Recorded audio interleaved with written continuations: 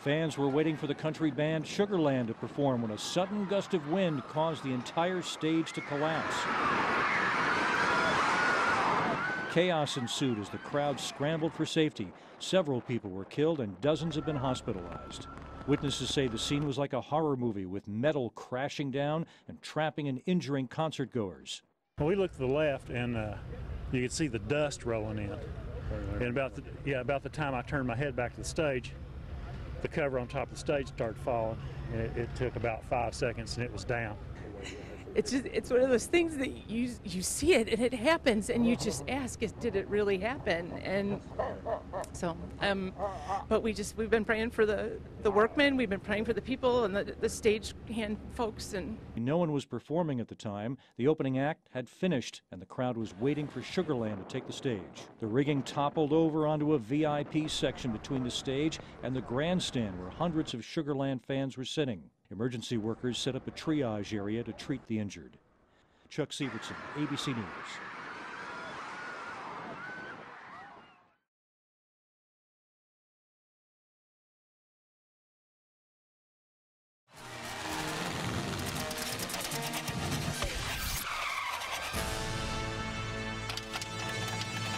Hi, I'm Peter Travers, and this is Popcorn, where we talk about what's happening at the movies. And our guest, Danny McBride, is a happening at the movies because he's in 3 movies this summer. Your next summer movie that comes out is, I think, going to be seen by millions.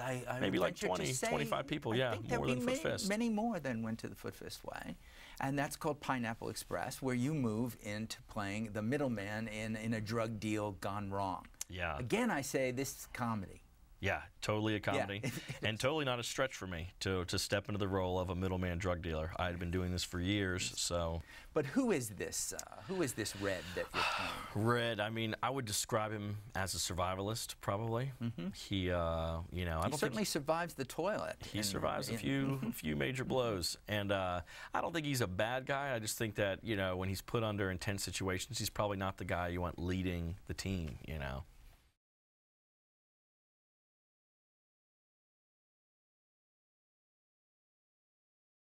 President Obama says Saturday's attack in Afghanistan is a reminder of the extraordinary sacrifices made by the U.S. military. Among the dead, members of SEAL Team 6, who so courageously took down bin Laden just 3 months ago. The country continues to mourn the loss of 30 Americans killed in eastern Afghanistan this weekend, the largest loss of life in a single incident in Afghanistan war history. The overnight raid took place in the Wardak province, 60 miles from Kabul. That's where insurgents claim they shot down the Chinook helicopter with a rocket. The CH-47 was filled with special ops on their way to provide backup to ground troops. All on board were killed. Among them, 22 SEALs who were members of the same unit that killed bin Laden in May, 3 Air Force combat controllers, and 5 crew members. These are the most courageous, decent people you'd ever want to meet. It's inspiring to be with them, and my heart goes out to them and to their families for this tragic loss.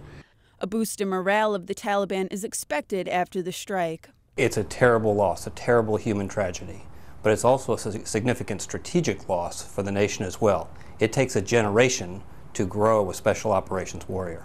After hearing the news, Obama released this statement on the fallen heroes. Their deaths are a reminder of the extraordinary sacrifices made by the men and women of our military and their families. In addition to the 30 Americans who died in this crash, 7 Afghans and 1 interpreter were also killed, making the death toll 38. Mallory Duncan, ABC News.